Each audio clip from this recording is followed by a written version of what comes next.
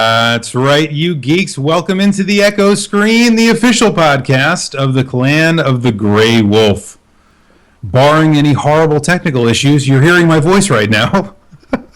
Isn't it sad that I have to start the show that way now? Every week. Every week. It's like I could be talking to a lot of people and I could be talking to nobody. That's kind of just my life right now. I'm talking to you. Are you? Or am I a figment of your imagination? Possibly. Maybe you're talking to me through the creepy creepy parent camera. So yes. Non sequitur. It is a non sequitur. For all you people out there in internet land. Anyway. These are we keep our jokes nice and inside. Just the way I like it. Just the way I like it. Folks, for those of you that we're actually supposed to be doing a show. Can we get this under control? So, welcome in. I am, as always, your host, the Commodore, and with me is Rue, who is not going to try his best not to divert my attention today, if at all possible. Hey there, Commodore. Good to see you. Bang, bang. You just swallow your Adam's apple a little bit more. I'm Shooter McGavin. Hey, we're playing the top 40 hits. Only the top 40 hits all day long. It's Commodore in the stink bag here on KBBL 15.2 AM. You know, make all those. I'm so sorry, everyone. Anyway, what were we doing? Anyway, so we are doing a show here. We're gonna. Yeah. I promise it has a point. No. But we are going to talk tonight about essential video games. That is the topic du jour. It is something that you're going to talk about exactly where this came from. This was an interesting conversation that kind of spurned this topic. Mm-hmm. Did I just say spurn this topic? This topic has been spurned. I just spurned this topic. I refuse. I have no idea why or what I'm even saying at this point. I would blame Daddy Brain, but none of you would believe me. I blame too many Timbits. Probably. Anyway, we're going to be talking about essential video games for a number of probably the most popular and or just the ones that we think are interesting video game consoles of the past. Or even generations of the past, and I think that'll be a great conversation. That is the topic du jour of this evening. For those of you that are connecting via the site and are a little frustrated with the whole chat scenario at the moment, please don't kill us. Yes, we're switching up chat clients on you again. Now we're not using the whole YouTube chat thing. We're going back to IRC because we like to rock it 1998 style. 98 style. That's 78. I don't know. Yeah, text like it's 78. So if you are so inclined, just come on to clanofthegraywolf.com and you can chat. There, we set up a client right there. It's easy. You can make up any horrible name that you want, like Tiggy Wiggers or something like that. Tiggy Wiggers? I don't know. That's pretty good. That'll be my. That's like a new kids' toy collection, the Tiggy Wiggers. Well, yes. So, and as always...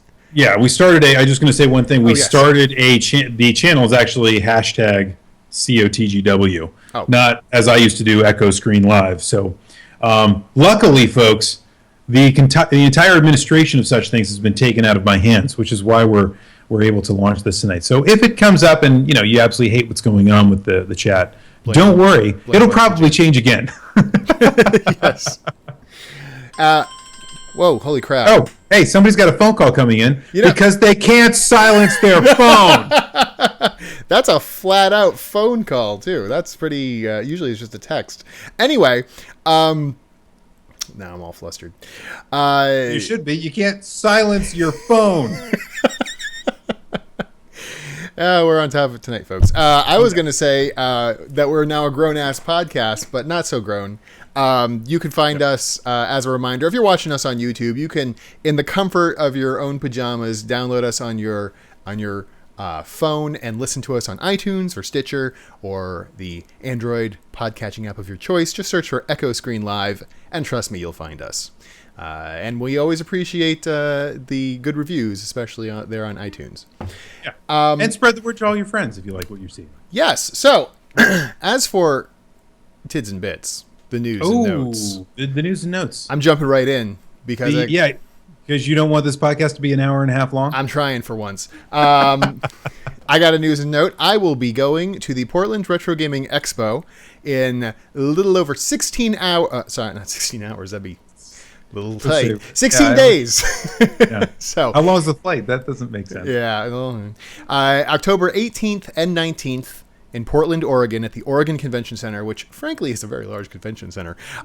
It is personally my favorite retro game only oriented show that I go to. I'll be going there. I'll be there with Pat the NES Punk, and there'll be some other folks there, Mr. Brental Floss and Pro Jared. Perhaps you've heard of them. So you should come up if you're somewhere in the Pacific Northwest. You should come out and join because it'll be fun for all. I have a We promise. kind of, at least. I have a panel on Sunday morning dealing with video game preservation. I'm actually excited to talk about. So please come out. It'll be good times. I always have fun there. Me likey. That's a good T and B. I like that. Gonna get you out there one of these times for it. I would love to go. Trust me when I tell you, I would love to be going. Maybe have a few like 3 things- weeks after you have a baby next time. Yeah, I have a few things going on here that I can't really pass up. Other news and notes. This one was interesting to me today. That as I was reading through it, and I watched the video that Microsoft put out and everything, and it seemed just kind of one of these weird, almost unexplainable kinds of phenomena that happen sometimes in tech news. Microsoft has announced that there will be a new version of Windows in 2015. Now, for those of you keeping track of Windows versions, the latest version of Windows is version 8, specifically 8.1, after it was patched. What would you think would be the next version of Windows? I would say Windows sheepskin. That's That's just how I would do it. That but- might be a guess, but I think it's a pretty bad one. Okay, I'm fair just, enough. just calling that one out. Sorry. I don't think that makes any sense. But I would have accepted 8.5. That would have been an acceptable answer. I also would have accepted 9, which is what I think the rest of the world was expecting. Instead, Microsoft has announced that Windows 10 will be debuting in 2015. And I don't think they've ever made any kind of apologies for the fact that they skipped right over 9, and they don't really care that you think about it. Yeah, or there's that you... There's no real reason for that, is there? Like they've said, like, oh well, this is 10 because blah blah blah. If you count the regenerations in a certain order, Yeah. then the War Doctor actually counts as one, and David Tennant's hand. I'm sorry, I got on something else. Yeah, totally not the right thing. But yeah, but whatever. I guess it's kind of a weird footnote. But the best part to me that comes out of this is the joke. Now, what happened to Windows 9? Windows 7, 8, 9. I see. I see what you did there. Thank you. Have you I'll seen be here all anything week. about? Yeah. Have you seen anything about the actual interface and some of the, Well, yeah. functions? And I mean, I saw a little bit of this, and what seems strange to me is that yes, this is Windows 10. Now you'd think the only thing I could think about skipping an entire version would be they wanted to say, listen, Windows 10 is such a radical departure from the Windows of the past that we had to skip an entire version to do it. Listen, Winamp did it. Forget about Winamp 8 did that. so much that we're Winamp- skipping 9 completely. For those of you that have been into Winamp for 10 years, you'll know just like I do. Winamp skipped version 4. It went straight from version 3 into version 5. And everybody went, what happened to version 4? And everybody, Winamp kind of went, this is such a radical departure. It's such a different thing. We decided to skip a version. And they said, hey, Winamp 234, which doesn't have the same ring to it. So No, it does not. However, what I think you will be ultimately very disappointed to find is that it appears to me like Windows 10 is meant to be everything like a polished up version of Windows 7. So, in other words, it's not that they took such a grand leap forward that they had excuse to skip 9. It's almost like they took a step back well, and advanced 2 forward.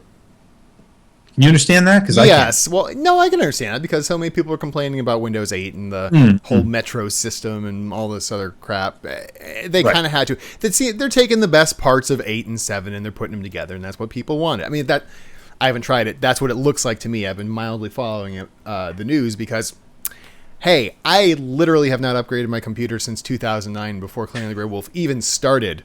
So, That is pretty great. That's pretty crazy. so I'm looking for an excuse to get a whole new system going, and I'm going to wait till Windows 10 comes out, just because it makes sense. Yes. As a side, And, I think I totally get what you're saying about the usability, and everyone was complaining there was no start button, and everybody's, what is this tiles thing with Windows 8? That makes sense. What doesn't make sense to me is that they still skipped a version, even though they were looking back in history. That's what doesn't make sense to me. I also like Modern Robot's explanation of shifting paradigms and synergistic domains. Yeah, that's right. I forgot about that. Those are two crucial facts that need to be understood in order to understand why Windows skipped a version from 9 to 10. And, you must know. And yes, Asher, you get your start button back. It's a happy day. As a side note, I find it amusing that just seeing people make it into the chat room, and their first note is, "Did I make it? Oh my god, I made it!" It's just kind of hilarious to me. It's like people scaling a mountain and just. This is a good thing for us. I think we're making our viewers work quite a bit. Work for your supper. Work for your supper. Hey, this brings up a topic that comes to mind that has nothing to do with Windows. If you have a question that you'd like us to answer on tonight's program, perhaps it has to do with the topic du jour or some of the things that we've talked about on the Tids and Bits so far. Like, I don't know, like the Windows thing. You can ask questions the same way we've been doing it for a while. All I have to do is tweet me at It's the Commodore on Twitter, and I will arrange and ask the best of the best questions that have been assembled throughout the program. You do not have to wait until the third portion of the program, which we lovingly call the Q&A, or question and answer portion of the program, and ask us questions about anything you like. We have the first one to name it the Q&A. Really, it was original. It was more original than Microsoft's naming of Windows 10. All right, so keeping with my my goal of keeping this actually under an hour for once, I have one more news and note. Okay. Tidbit, if you will. Yes. I don't know if you heard about this. I didn't even mention it during our pregame here, but I feel like you're setting this up like a stand-up. Have you heard about this? Have you seen this? You're like Jimmy on South Park, you know? Yeah. Have you heard about this? Have you seen this? I mean, come on. I mean, you're such a lovely audience. So, have you heard about these morons in Congress? Come on. What's up with that, right? I didn't think approval ratings could get below 20. Yeah. That's right, shooter. Anyway, Tetris being turned into an epic sci-fi movie by the Mortal Kombat movie producer. What? Did you hear about that? Yes, I heard about it. What the hell is going on? So apparently the producer of the first two Mortal Kombat movies, and what were there, 3? Or there were only 2 that I remember. Were there 2? Okay. Yeah. We'll pretend that there were 2. There was also a TV series and a stage show. Whatever. Hopes to transform the Tetris brand into, quote, an epic sci-fi story. Producer Larry Kazanov, chairman of Threshold Entertainment, and executive producer Jeremy Ienner are overseeing the film with the Tetris Company, which is actually... a real company? Yeah, no, it's actually the Tetris Company. So let me guess. This is going to be a story about aliens destroying U.S. cities, or not even U.S., world cities, using giant blocks that assemble together and blow up once you put them together and fit them together correctly. I hope so.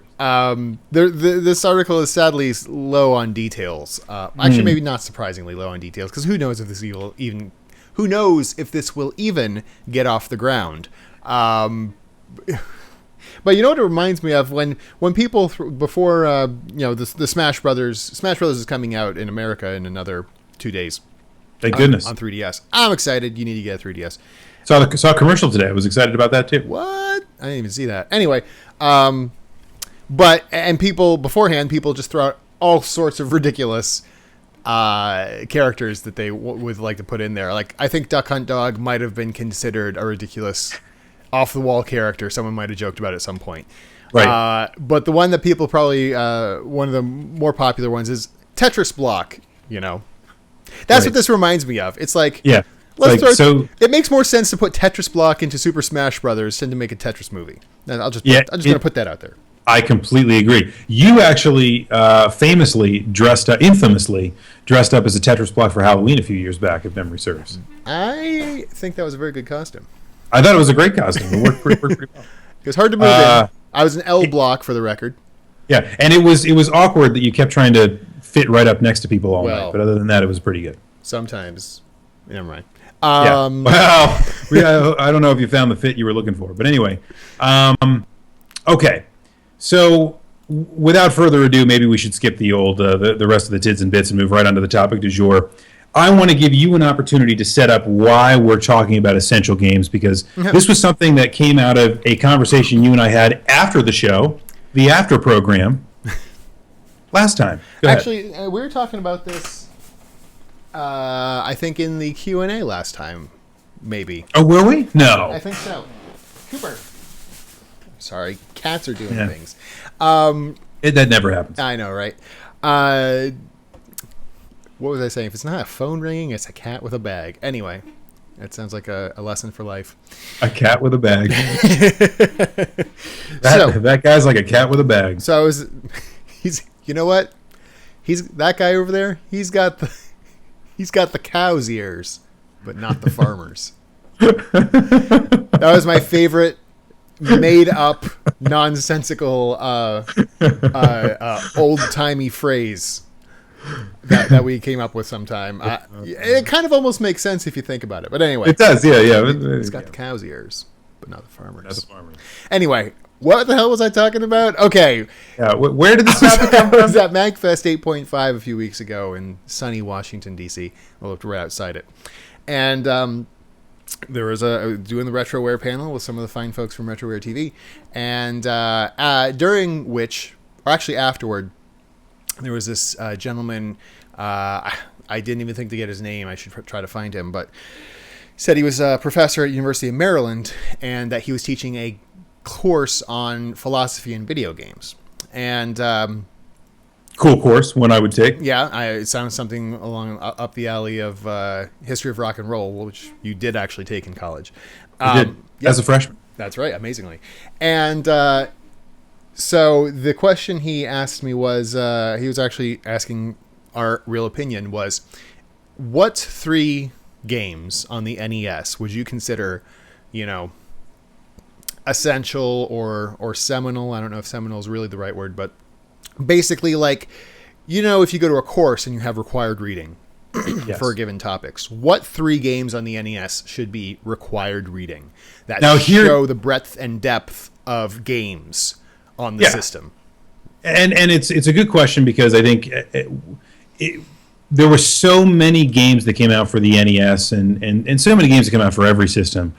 It's difficult for archival purposes. It's difficult for description purposes to describe to kind of previous newer generations what previous generations of video games were actually like, unless you have kind of the quintessential video gaming experience on them.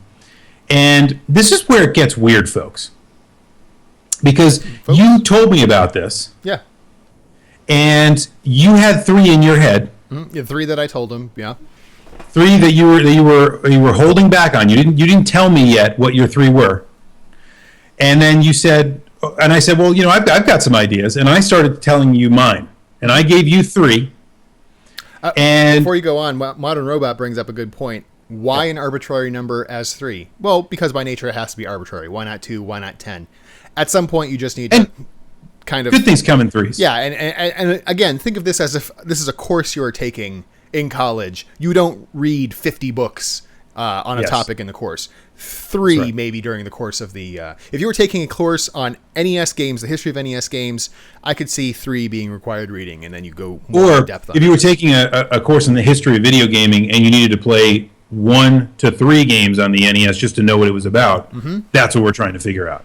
Your 1 chapter on video games about the NES, what would you call? Anyway. And at that point, what is really... This shocked me. Either we're doing something very right or doing something very wrong. I called out 3 games, and they happen to be almost exactly identical to the games that you chose. I chose Super Mario Brothers 3, Legend of Zelda, and Dragon Warrior. And you chose Super Mario Brothers 3, Legend of Zelda, and Dragon Warrior 3. How crazy is got a that? little trickier there. How crazy is that? That is unbelievable that we would choose exactly the same 3 games out of everything. And we've never talked about this before. No. So this was a completely new conversation. I mean, like, I maybe everybody out there in the chat's going, or listening is going, Well, big freaking deal. You know, who cares? But this was a big deal for us. I think this means that we're all on a lot of the same wavelength here, because some people have in the chat have already started saying what their 3 would be, and I encourage others to do so as well. But I'm seeing Mario and Zelda, and I'm assuming they're meaning Mario 1. I see some Mario 3s as well. I think everyone will agree Zelda. Like, why these games? Zelda is very important for the system. It basically shows, amazing for such an early game, it shows what an adventure game on the system should be. It has that sense of exploration that is difficult to find in other games of the era, let alone the system. And really, in addition to that, is seminal in the fact that it influenced a lot of games, a lot of adventure games afterward. So that's kind of a no-brainer. Mario, you could suggest Mario 1 or Mario 3. Most people wouldn't say 2, even though, I mean, that's not to say it's not a good game. It's just not emblematic of the system. No. Now, I would argue Mario 1 is more seminal, more influential. Yes. It's quite possibly the most important video game of all time, at least arguably, especially for the home North American console market. Got nothing on Tetris.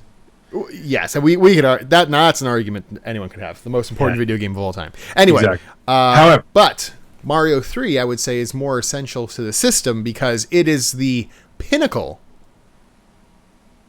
I would say, I mean, you can arguably, but come on, it's the pinnacle of platforming on that system. I played Mario 3 on a genuine NES when I happened to be up at Con Bravo in July, and it's so easy to fall in love with that game all over again.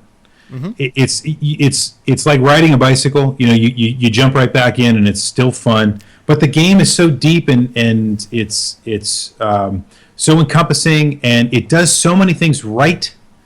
And I had actually jumped from a couple other retro systems that I played platformers on, and then I played Mario 3, and there is no comparison between Mario 3 in terms of the tight controls, in terms of the use of the system to paint the pictures it was painting, the development of the characters to a certain degree, and the personality and the universe, the art style. Mario 3 is just as good as it gets, in my opinion, on the NES.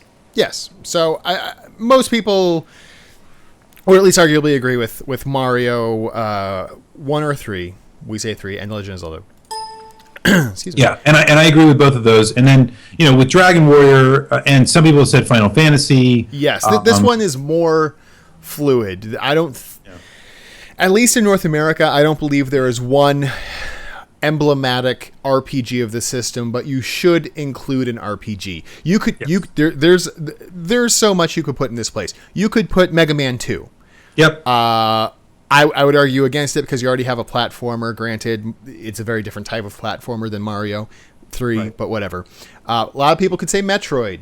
Metroid would definitely be I think that's a good one to put in. It can be a frustrating game, but it does have a sense of exploration that is hard to find in others. Some might say it's an adventure game like Legend of Zelda. Right. And there's all sorts of other types of games, but the 3 major types I would say are platform, adventure, and RPG. So when you pick an RPG, you have several to pick from, and there's several you could pick in North America. Not one took the market away because RPGs weren't huge in America at the time, on consoles at least. You could say Final Fantasy. You could say Dragon Warrior. You could say Dragon Warrior 2, 3, or 4. Yep. If you want to include Famicom games, you could say Mother. You could say not Gone Home, Sweet Home. I chose Dragon Quest III for a few reasons. It includes a lot of tropes that maybe it didn't begin necessarily, but it popularized. Well, it's the same concept. On consoles. It's the same concept you're talking about with Mario 3. It wasn't the first. It just kind of became the perfection of form of many of those particular tropes. Right. And so like, the 4-person party where you choose jobs, there's a day-night cycle, there's just side quests out the wazoo. Yes. It's great. Dragon Quest 1, as you chose, was Dragon Warrior. Sorry, same thing. I know. Dragon Warrior 1. But I mean, try to find Dragon Quest on NES. You can't find. I mean, why would you say Dragon Warrior? The reason I said Dragon Warrior was really because Dragon Warrior was the first and most complete RPG I ever played for the NES. I remember very distinctly picking that game up when everybody else wanted to play the simple kind of platformer games where anybody could pick it up and be good at it, right? And I remember picking up Dragon Warrior for the first time and playing it and being so enamored by the fact that it was my first real experience with a role-playing game. And, I could easily have picked Dragon Warrior 3 like you did. I totally understand your reasoning for picking Dragon Warrior 3. Maybe my reasons for picking Dragon Warrior are that it was just kind of the first RPG I ever played. And we all know there's nothing like your first. And so for me, it was very much about the kind of memory of really putting it together and saying, this is what an RPG is. And I really like this concept. No other game grabbed me like that. And I think that's very, that's very valid. It's a very valid point of view. And again, this isn't saying like, oh, these are definitely the 3. If you didn't pick them, you're wrong. It's just our particular picks. Right. For the essential games of that system, that if you wanted to explore the breadth and depth of what the system has to offer, maybe look a little bit more into the history of it. Yes. Those 3 are a good place to start.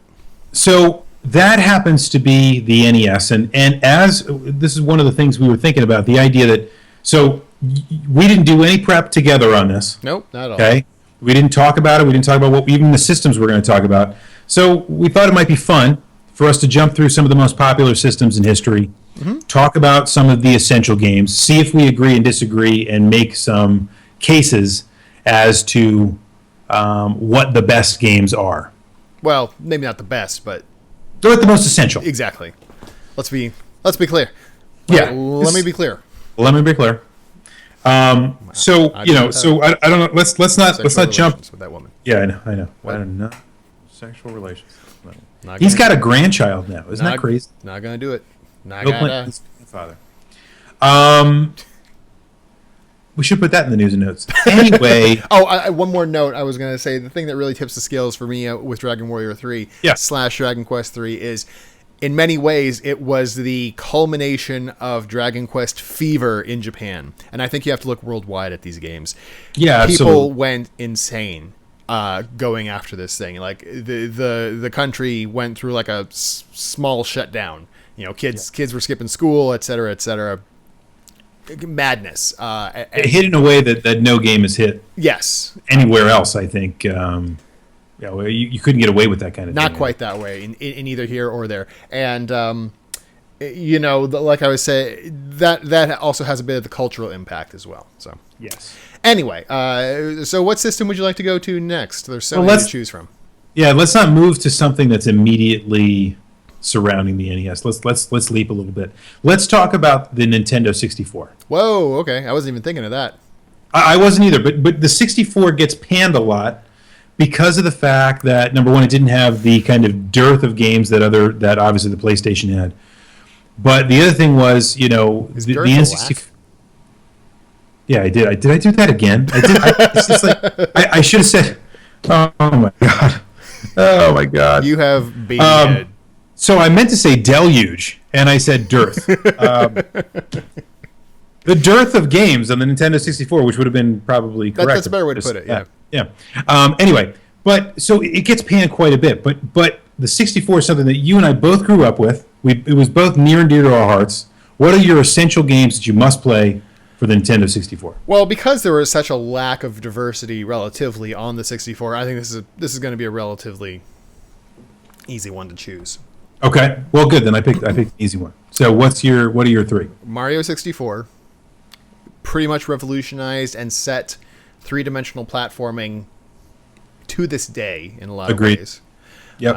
Legend of Zelda: Ocarina of Time Many people say the greatest game ever made. I disagree. It's not even my favorite Zelda, but it is very influential in the same way that Mario set up adventure platform. It's very similar to, actually, it is funny you picked this because in a lot of ways it does follow from the NES. You know, in the same way that Super Mario 64 set 3D action platforming, Legend of Zelda set 3D adventure gaming, and these things are still used very much to this day. The third one becomes trickier. Yep, I think there's a lot of ways you can go here. This becomes kind of the way that, because we determine what maybe what your own preference is versus what is essential. So we're trying to be objective here, right? Yes. And I really want to say Super Smash Brothers, but I don't think anybody, objectively speaking, would pick that game. I don't think so. It's obviously a favorite near and dear to our hearts, but it's a very unique experience on the system. It didn't absolutely do a lot of other things. Oh goodness, I'm thinking there's a handful of games here you could pick. I know you could pick. You and I agree on the first two. I'll say that. You could pick Star Fox 64, but I mean, I would not pick Star Fox 64. I wouldn't pick it. It's a good flight arcade game, but yeah, arcade style. But is it an essential? Is it a necessary experience in the system? I would say no. Probably not. Okay, well, what do you have a third one in mind? I do. I've got two of them in mind, and I know you're going to think of one, so I'm going to say the other. People in the chat have made good points, and I'm already sold. But you go ahead. I am going to say that GoldenEye 64. Yep. What is the third essential game you must play for Nintendo 64? Yes, yeah. Now that I see that, it's obvious to me that should be the third one. Yeah, I mean, GoldenEye did so many things. Number one, it proved that you could have a platformer on consoles, and it could still be fun, and it could still be engaging, and it could still be quick. To that point, as we all know, consoles were all were really devoid of any kind of great first-person shooter action. First-person shooters were limited to PCs. It was what people on PCs did, not what people on N64 or any other consoles did, right? So that's reason number one. Reason number two, it basically gave birth and reason to having the 4 controller ports on the N64. Yeah. It was a fantastic lock yourself in all weekend with 3 of your friends and everybody plays GoldenEye kind of a game. GoldenEye is fun, single player, but no one played it for the single player mode. You always played GoldenEye with your friends just to blow each other up on the same TV screen. That's why I think GoldenEye is incredible. You know, proximity mines in the facility. Oh man, you guys just completely I made you guys ban that. Yep. It was worth it. No time limit, proximity mines in the facility. I think I eventually won that with 42 kills after an hour or so. Anyway, well, let me ask you this then. Yeah. Going off of the argument that Super Mario 3 should be chosen over Super Mario Brothers because it is a more refined, more polished version that shows what a platformer could be on that system. Yeah. What about Perfect Dark? I think it improves on GoldenEye in every conceivable way for the N64. It does, but part of the appeal of GoldenEye, I think, happens to be the fact that it is a licensed game that kicks ass. So, I had seen James Bond movies before I watched GoldenEye 64 or played GoldenEye 64. Maybe that says something about my own psyche. But I had seen some James Bond movies. But after playing GoldenEye, I wanted to watch and I did watch every single James Bond movie ever made. Mm-hmm. Because they did such a great job of weaving characters, settings, tropes of the series into the game. It was masterfully done. You're absolutely right. Perfect Dark, from a gameplay perspective, improves on GoldenEye in every conceivable way. It's made by the same people.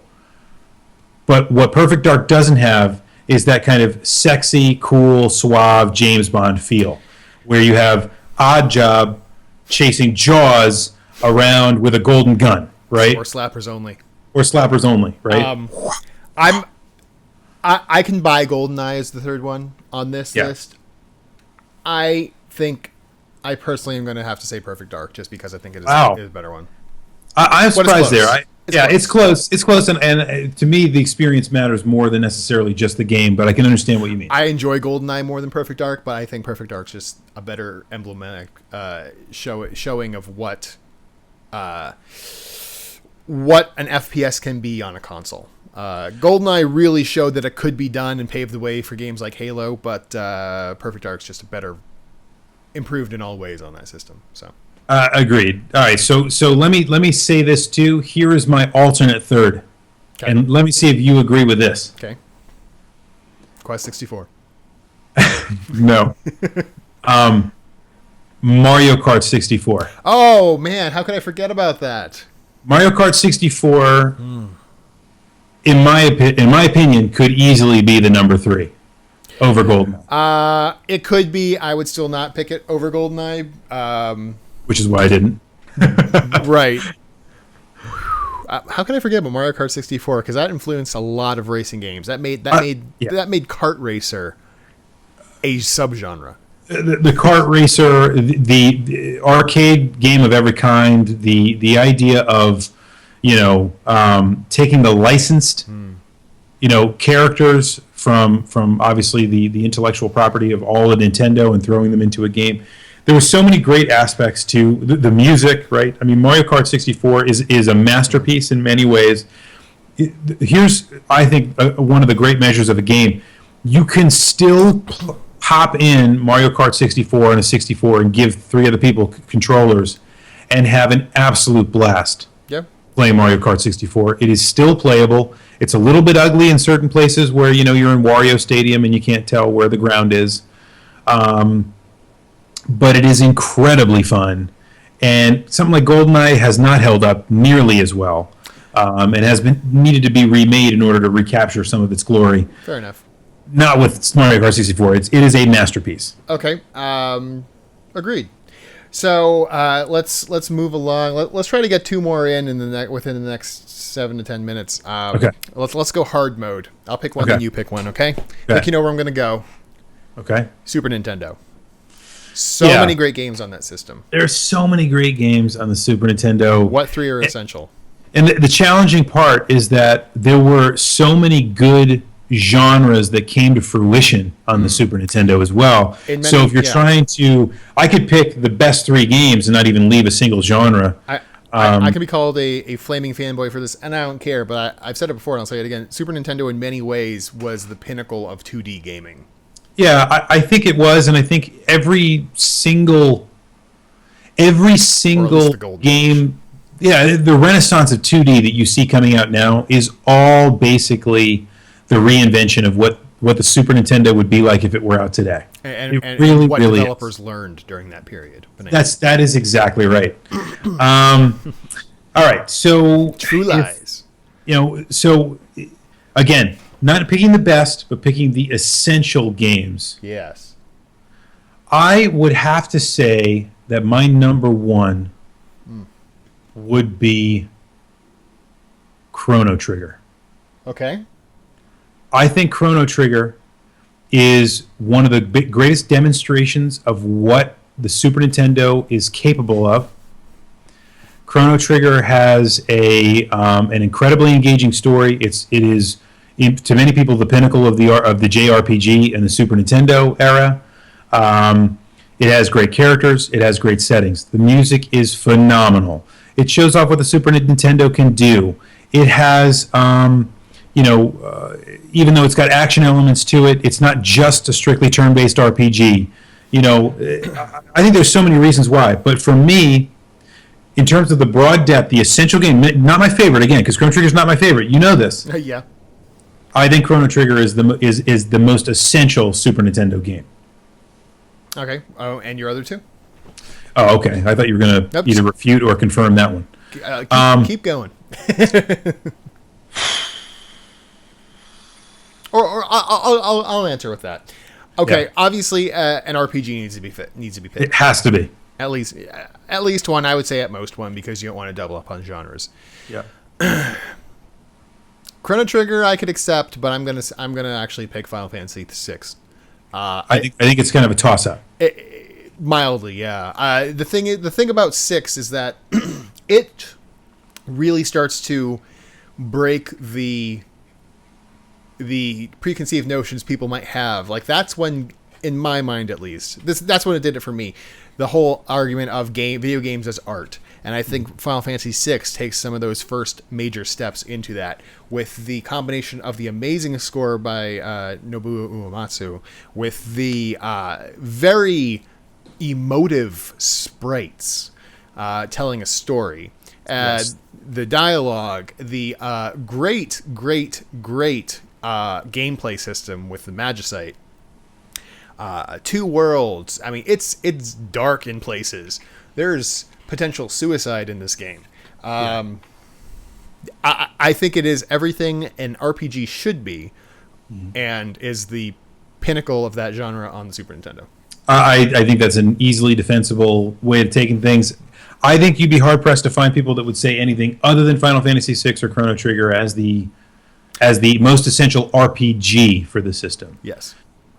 Moving on, what I would have to say is probably one of my favorite video games I've ever played, and is easily one of the most replayable, is A Link to the Past. Okay. I think My A favorite Link to Zelda the game. Past. Yeah, I mean, my favorite Zelda game as well. Love Ocarina of Time, but there's absolutely nothing like A Link to the Past. It is, in many ways, what I think, Nintendo and Shigeru Miyamoto wanted to be able to do. You could see what his dream was when he built Legend of Zelda on the NES. He made it real on the Super Nintendo. It's almost as if you took all that, you dusted it off, you made it look nice, you made it into an actual game that had what he was trying to accomplish but was technically limited, and you come up with A Link to the Past. It's complete. The music is amazing. I think it's an incredibly engaging story. The replayability is phenomenal. And the way that the game fits together, it's such a tight video game. And what I mean by that is that, there is no kind of cheating this game. There's no bugs in it about working things around, or it's so you get this, then you do this, then you do this, then you do that. You can't do these things until you do those things. And to me, that is an incredibly difficult thing. When you play that But game, there's still a sense of exploration. Exactly. How did they do this? That's what I was going to say. When I play that game, I sit there and I say, how did they go about planning this game? It blows my mind. By the way, you can tell how different or how hard these decisions are by looking at the chat, because there have been literally 1 or 2 dozen games thrown out there of all types, because not everyone, I don't think I've seen anyone agree on the same exact 3 yet. For me, it's between, if we're talking, you have to include an adventure game of some point or of some type. Yep. And it's really going to be between A Link to the Past and Super Metroid. Super Metroid is definitely a great choice. I love A Link to the Past, and I like it better than Super Metroid, but I'm going to pick Super Metroid.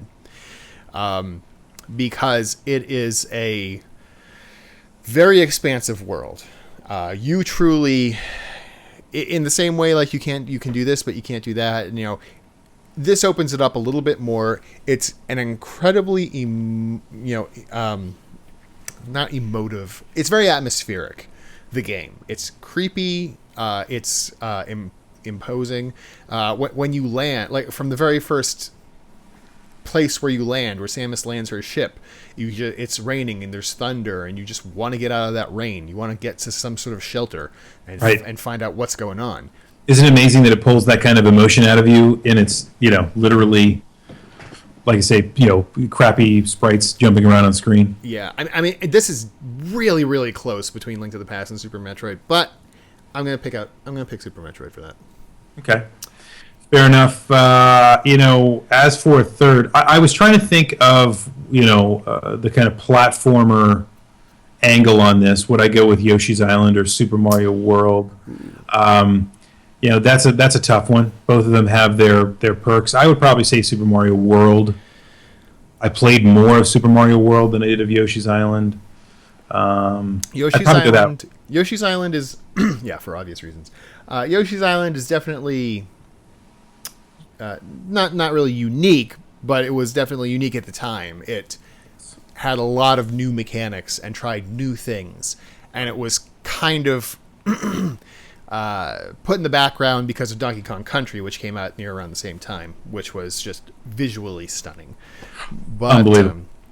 Honorable mentions in Super Nintendo, I guess, is where we can go. Well, I didn't say I agree with Super Mario.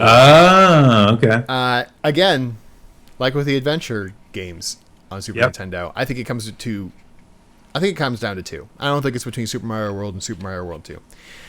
I think it is between Super Mario World and Mega Man X. Mega Man X is an awesome game. And I think I'm going to go with Mega Man X. I didn't realize until we played until I played this all the way through without continuing for the charity marathon a couple years ago, how 20 years later, I was still able to play all the way through that game without looking at really anything up. I still remembered because isn't it? It's such a wonderful, complete experience. It's an amazing game. Super Mario World obviously is too. Really kind of a toss-up, but I'm going to go with Mega Man X anyway. I agree. This is taking much longer than I expected. I know. do you want a lightning round one before the Q&A? Yeah, let's do that. So let's do. I don't know if I want to how recently I want to go because that could get challenging. Let's do. Make it hard mode. Let's do the PlayStation, the original PlayStation. Okay. I figure you're going to go PlayStation or PlayStation 2. Yeah. PlayStation's harder for me because I didn't have one. Yeah, it is, but it's still tough. Even it's still tough. Okay, I think we can both agree. Final Fantasy VII. Come on. Final Fantasy VII is a great game, and I think it's the best RPG I ever played for the system. But there are so many damn RPGs for the PlayStation. There are, but a lot of them are so influenced by Final Fantasy VII. No question, and many of them, many of them I haven't played. Many of them are overwrought trying to emulate what Final Fantasy VII did, which is overwrought itself with a lot of psychological. But stuff. You know what? The other thing is this, right? I think it's completely viable to look back on Final Fantasy VII and say, everybody played this game, and then you'll get a bunch of other people that'll go, oh, well, have you played, X, Xenogears? Have you played, all these other kinds of things, right? And you kind of go, yeah, but everybody's played Final Fantasy VII, right?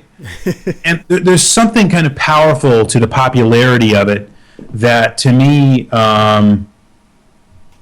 made it special. And I think Final Fantasy VII is a special game, and it would be one of the essential games. Hell, it's the reason that most of us, if not all of us, ever even played a PlayStation. True. It really is what broke, for whatever reason, and this could be a whole topic in of itself. Why did Final Fantasy break through finally and bring to the West the popularity of RPGs on consoles that Japan had for so long? That's right. Weird. Papers have probably been written and could be written about it. But anyway, yeah, I would say Final Fantasy VII. I mean, granted, there are a lot of other RPGs you could pick, but that's my pick. Yep. All right. You know what I wouldn't do? I don't think I'd pick a single. We picked a shooter in the N64. Yeah. I don't think there's a single shooter I could pick on the. No. Although there were a lot of them. I think the other relatively easy one, besides Final Fantasy VII, is it's been mentioned several times in the chat, and I'm glad they said that because they reminded me. But Symphony of the Night, Castlevania Symphony of the Night. You see, I'm torn on this one. To me, it's a lot. Well, it's Metroidvania. It's very much like yes. For the same reasons I picked Super Metroid for the Super Nintendo, I pick Symphony of the Night for the PlayStation. It's exploration. There's a lot more to it than meets the eye. But is it essential to the system? I say so.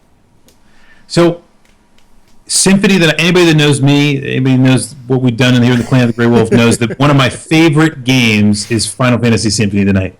It is one of my favorite Final games. Fantasy Symphony of the Night? Did I just say that? I haven't played that one. Yeah, Final Fantasy Symphony of the Night. It's a great game. You should check it out. It's a dearth of a game. It really is. It's just a dearth of experiences. So, wow. Castlevania is one of my favorite games on PlayStation 1. But I'm not so sure it is the essential game for the PlayStation 1, specifically because it was what it was. It was a 2D platformer that was very much creating the kind of Metroidvania concept, right? Yeah.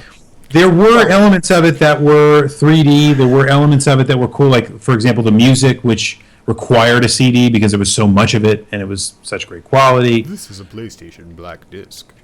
Cut number 1 contains computer data, so please don't play it. But yeah, so my take on that was that it was kind of almost Castlevania Symphony of the Night is almost the best of what the previous generation could have offered, with a little bit of snazz and pizzazz because it was on a 3D system. That to me is one of the reasons why I'm not sure I'd pick it as essential to the PlayStation, even though I think it's one of the best games, if not in the top 3, top 5. All right, what else would you pick then? I would pick Metal Gear Solid. Okay, I see a lot of people saying that in the chat too. That's I've only played very little of it, but I can understand that pick. Metal Gear Solid is an incredible experience on the PlayStation. It's the only Metal Gear I've played top to bottom. The Metal Gear games in the NES pissed me off. I'm not good at stealth games at all, but you could legitimately play Metal Gear Solid with so many different kinds of strategies. It had so many different kinds of elements. The quick time kind of events before they were called quick time events, and before they were kitschy and stupid, right?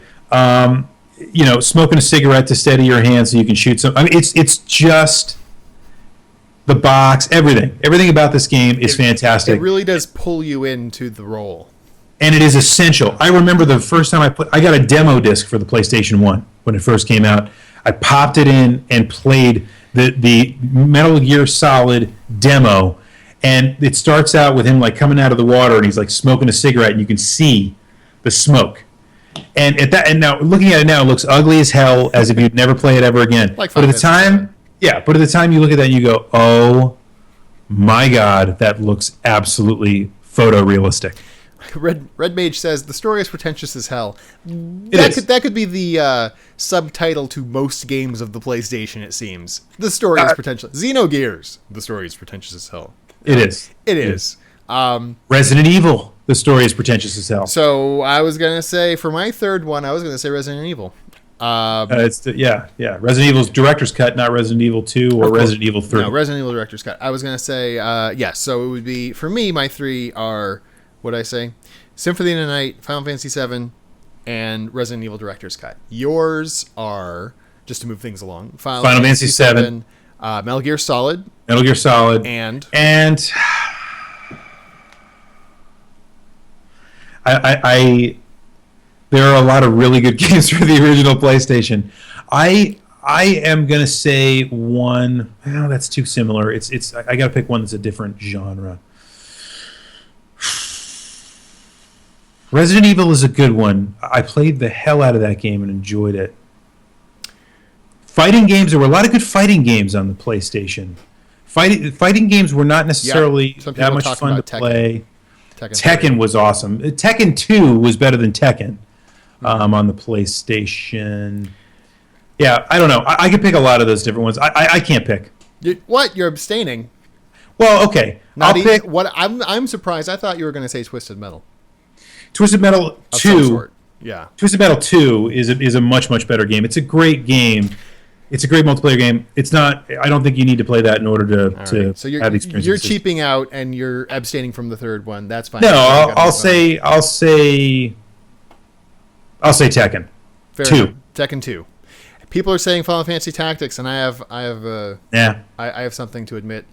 I never played Final Fantasy Tactics. You watched us play it though. That's good enough. I did. Close enough.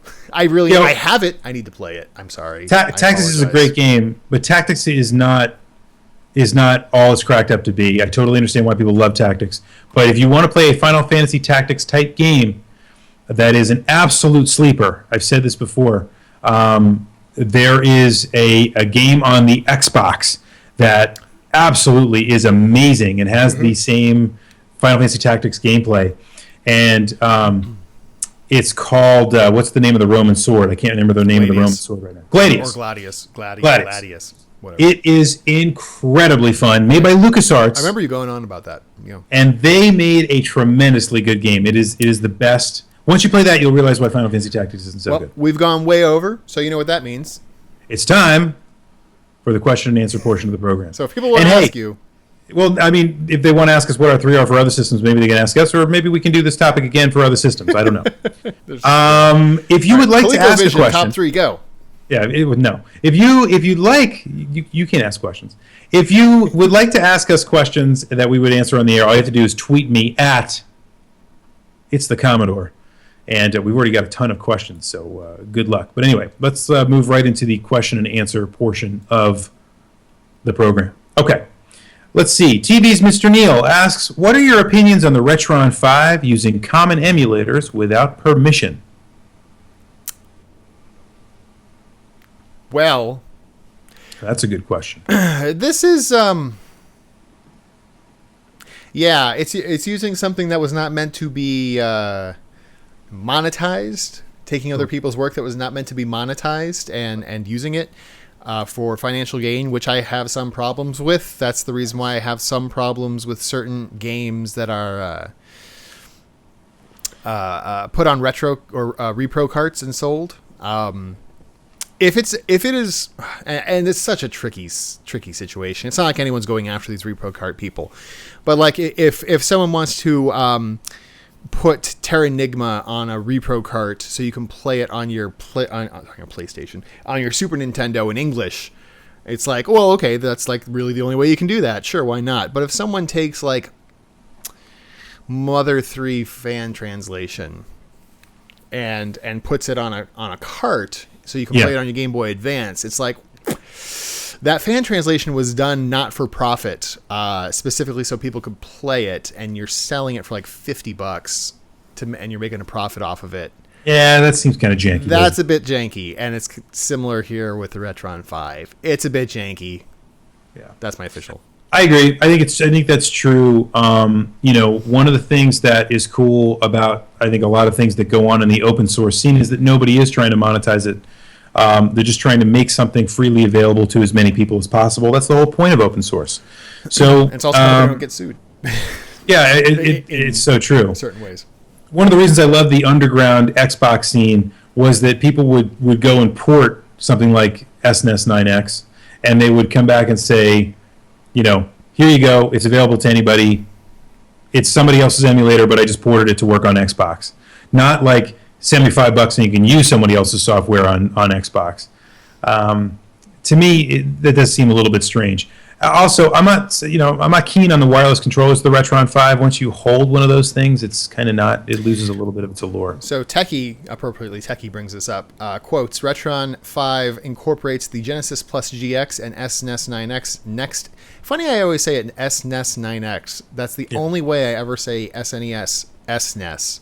Yeah, me too. Weird. But it's because that's the way I learned it. I always called it SNES 9X. It incorporates those emulators, both of which are filed under non-commercial licenses. So in theory, the people who made these emulators could absolutely go after them. Or something like that. Jeremy Coote. But whatever.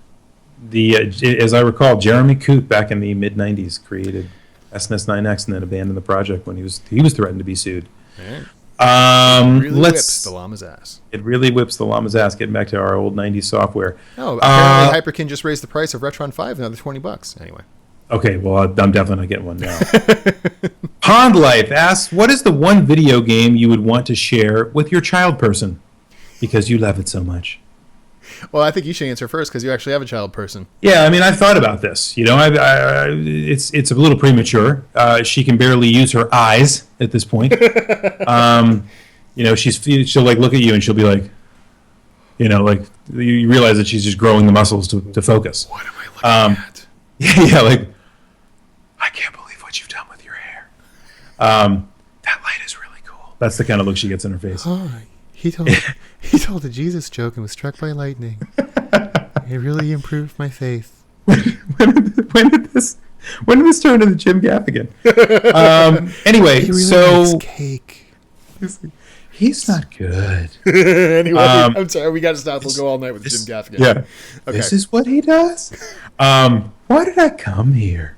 Let's see. So I would say a game to pass on to the child person. This is almost like if we collapsed all the systems together and created one game, what would we want them to play? It's the essential video It game. would basically be an Ouya. Compact, tight.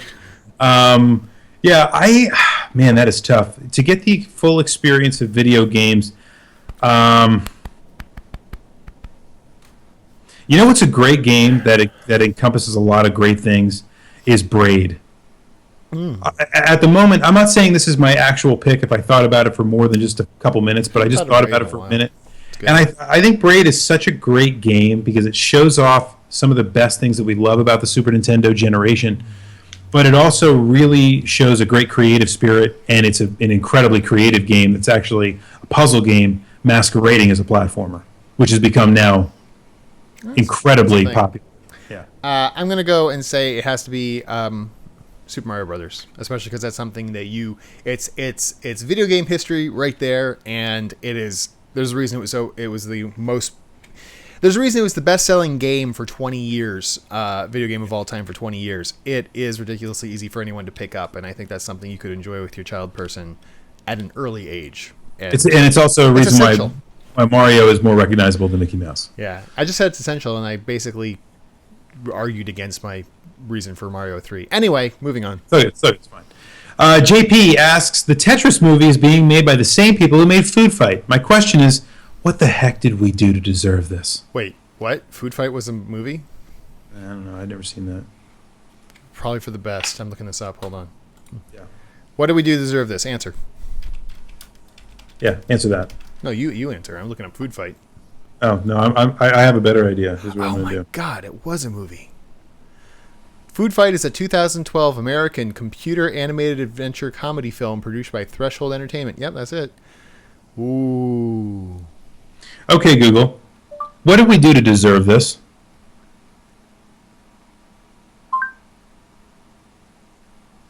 Oh, she didn't have anything to say. She actually just... She sent me a link that says, Time on Iraq War. What did we do to deserve this? Okay. Well, I tried. Well, apparently it all comes down to the Iraq War. Sorry. Yeah. Let's see. Faramir asks, for the Genesis, I would suggest Sonic 2, but I personally would consider Shining Force games as essential for RPGs. What is your Genesis essential? First off, I think any question we cannot answer from now on, we have to ask Google. Yes. Anyway, essential. Sonic 2. Sonic 2. So Sonic 2 would be your essential choice for Sonic Genesis. the Hedgehog 2 is an essential choice. Yeah, I can't argue with you there.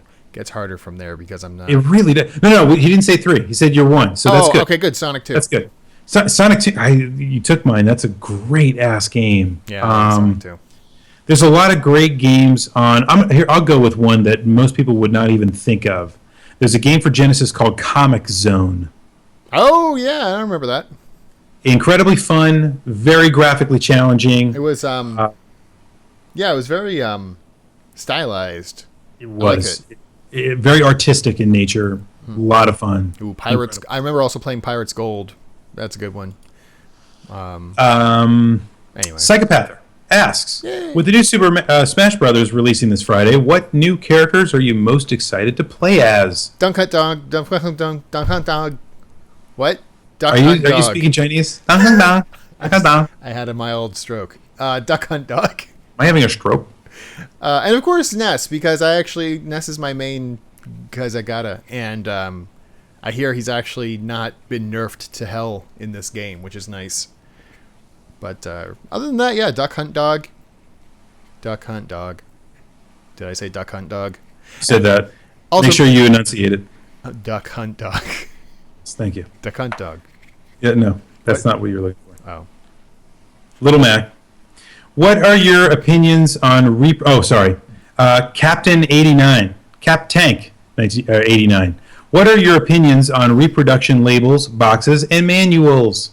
I think we've answered this one before, but go ahead. I mean, they're fine, I suppose. So not everything but the Repro Pro game, actually. Yeah, they're fine as long as some people aren't so clear that they're repros, and they're purposefully not clear, and that's obviously janky, to coin a phrase from 10 minutes ago. But if that's what if you're okay with it in your personal collection, well, why the hell not? Especially for some of these ridiculous things like a Harvest Moon box for Super Nintendo can be like $100, or EVO Search for Eden, which I literally have a copy of. I need to sell because it's $100 for the dang thing. But anyway. Oh my God, that's crazy. Yeah. I am not even going to try to pronounce this person's name, and I am so sorry. So I'm just going to call them AV. My main man, AV, asks, who do you guys think is leading the home console race now, and who will be leading it by the end of next year? Well, I think it's pretty obviously PlayStation. The funny thing is they don't seem to know why. There was a great interview quote that was pointed out by Chris Kohler a few weeks ago that someone was asking. I can't remember who's in charge of PlayStation right now. But basically they were asked, like, so yeah, you're like doing really well with PlayStation 4.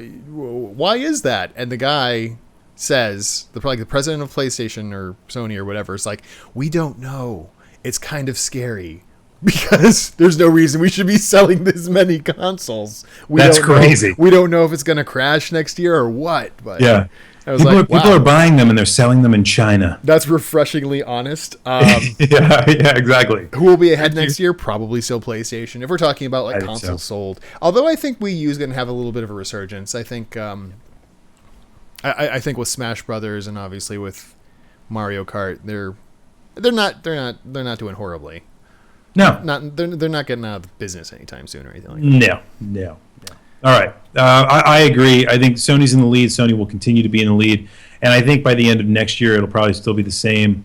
Xbox is now everything that Xbox does now is going to be seen as a gimmick to try to win people back. Yeah, that's everything they do. Oh, you don't need Xbox Live Gold to watch movies and stuff.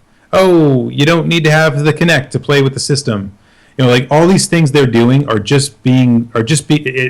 as someone that owns an Xbox looks at that and says that's just a gimmick to try to win people back to try to sell more consoles. That's you own an Xbox One? No. Oh, 360. And I don't think I probably will anytime soon, but that's because I don't really want to own a PlayStation 4 either. You don't want an Xbox 180? But I don't want one of those either. I want a Microsoft Windows 9 machine. That's actually the operating system on that. Maybe that's it. The operating system on the Xbox One is actually Windows 9. Yeah, that is a great theory. You should tweet that. Sure. Iron Buddha asks, any games with the last generation do you think will be essential 20 years from now? I think so. Oh, sure. And I'll pop one out right now. I think Skyrim will absolutely be relevant 20 years from now. Well, I thought we were keeping it to consoles, but all right, if you want to do that. Well, it's a console. Well, shut up. Yeah, Skyrim's really good. I'm trying to stay away from it because I know it'll just be a time sink. Oh my God, you will lose your life to Skyrim. I'm so glad I played Skyrim before I had a child. Thank you, God. Oh, I mean, there have been some really good games that I haven't even played. Do you think Last of Us might be an essential game for PlayStation 3? People keep talking about how great that is.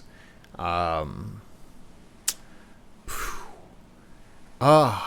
don't know. Would any of the Grand Theft Auto... See, if you ask me PlayStation 2, Grand Theft Auto 3 would definitely be on there, but I don't know if any of the other Grand Theft Auto games could be considered essential. No, but I did just get 5, and I'm pretty excited about it. So I'll tell you that one's going to be an essential. Super Mario Galaxy, maybe? You are Mr. Gay? Yeah. Yeah. It's an excellent game. That's a tricky question. That's one to think about. Yeah. But yeah, something will definitely be essential. I'm not sure what. Absolutely. I don't think there's any question. The artistic nature of video games shine through beyond just, what was popular or what people bought. It will not be Call of Duty. Right. Let's see. Zero Master asks, which 16-bit gem do you not own that you would want to own and could recommend? Wait. So wait. Not like 16-bit gem, like own your oh. intellectual property, like an actual 16-bit gem. So one that I don't own that I could recommend that I Yeah, you'd recommend. It's a 16-bit gem. You know, you may give away the next show. The main one I'm thinking of, I do own. Vector Man. Vector Man's a good Balls with a Z. I just like the way you said that. Balls. Z.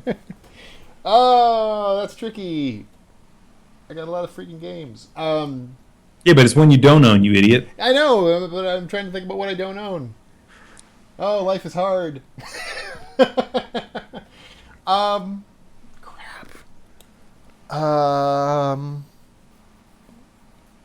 I know there's something obvious I'm missing.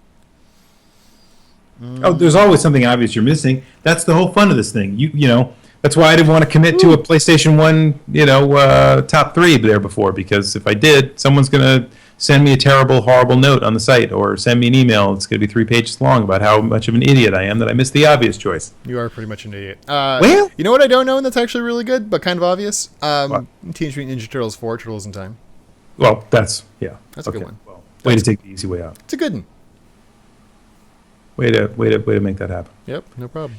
All right, so let's finish off with this one. Dylan asks, what are your thoughts on video game clones? Do they flood the market with garbage, or do they create healthy competition? Clones. Let me, some of this is antiquated a little bit, but there is one of my favorite articles about video games I've ever read in my life is a history of Street Fighter II, which was written by one of the editors over at Polygon. You should check it out. I've read this.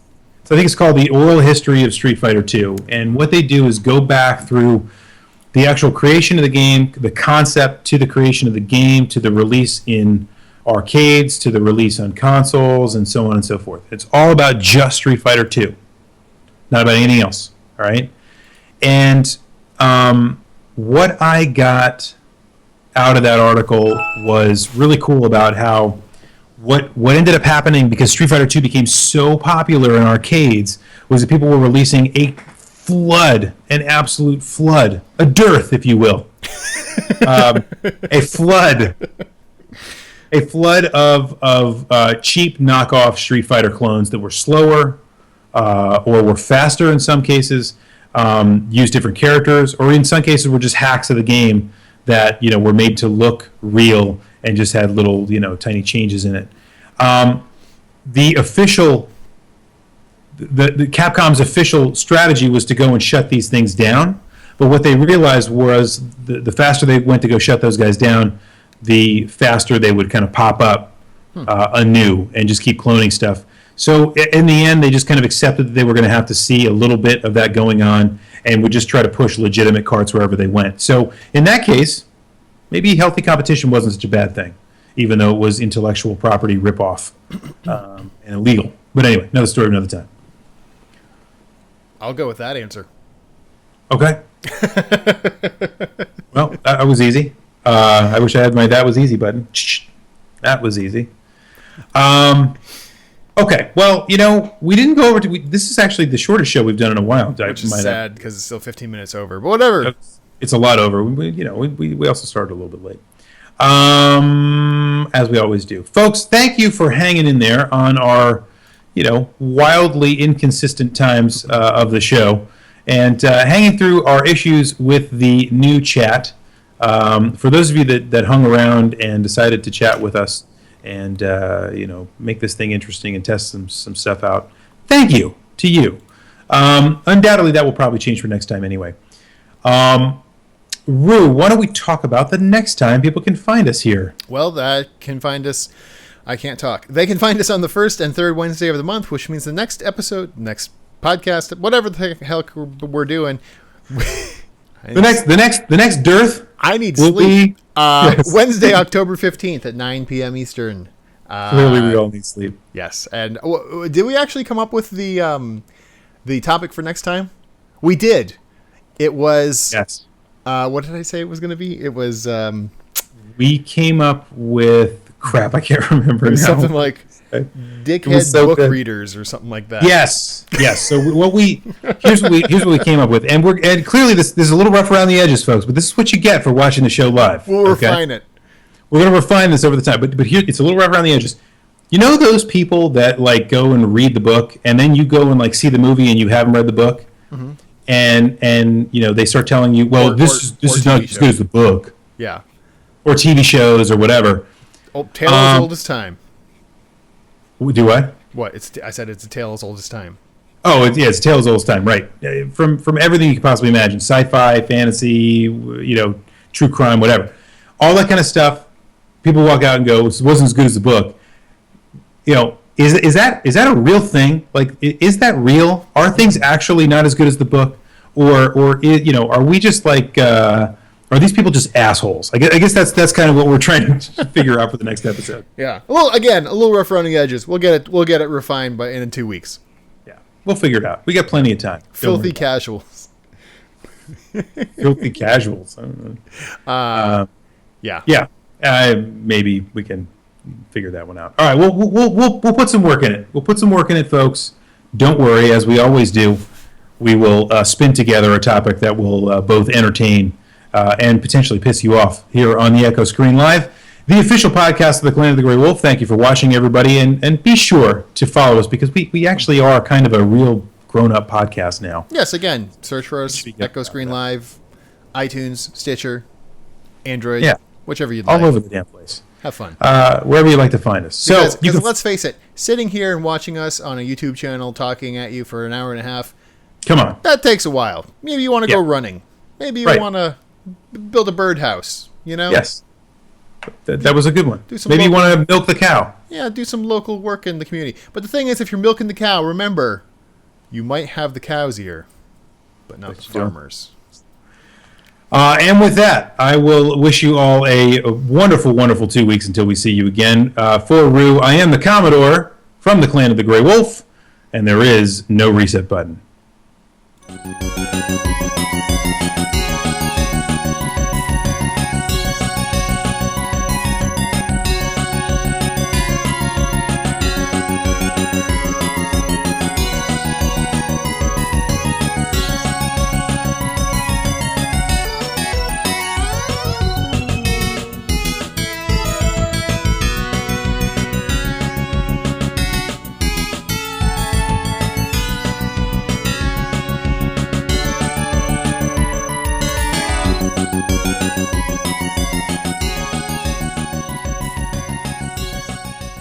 Okay, 3 essential PS2 games. You have 10 seconds, go.